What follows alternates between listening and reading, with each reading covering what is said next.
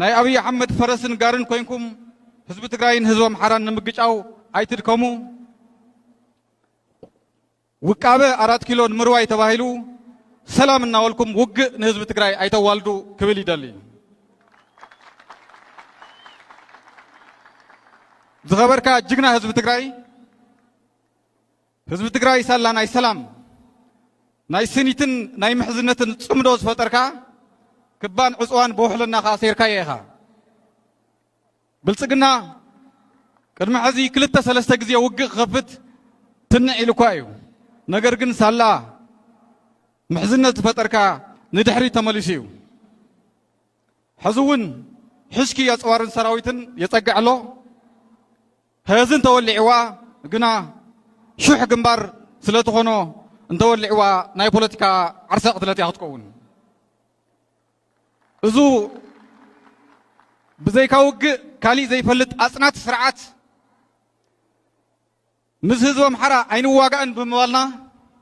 ሕማም ርእሲ ሒዝዎ ኣሎ ምስ ህዝቢ ኤርትራ ተፋጢጥና ይነብርን ስለ ዝበልና ናይ ጎኑ ውግኣት ሒዝዎ ኣሎ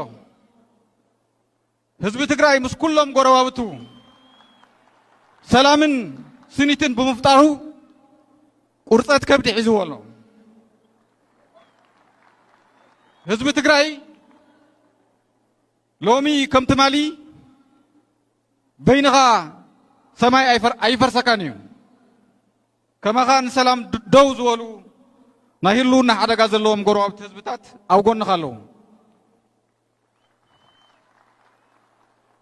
ጸገምካ ጸገመይ ዝብሉ ኣሕዋት ህዝብታት ኣብ ቀረባን ኣብ ርሑቕን ኣብ ጎንኻ ኣለዉ ሎሚ ፀሓይካ እናበረቐት እያ ትኸይድ ዘላ እዙ ምስ ሰላም ፈጺሙ ዝተባእሰ አጽናት ስርዓት ውዕል ቡርተርያ ይኹን ሕገ መንግስቲ እምብለይ ኣይኽብርን በጀት ጠንጠነለይ ኣይህብን ነዳዲ ኣይሰድድን ተፈናቐልቲ ኣይምለሱን ገና ካልኦት እውን ከፈናቐልየ ብቕጽመይ ዝወረርክዎ 40% መሬትኩም ኣይምልስን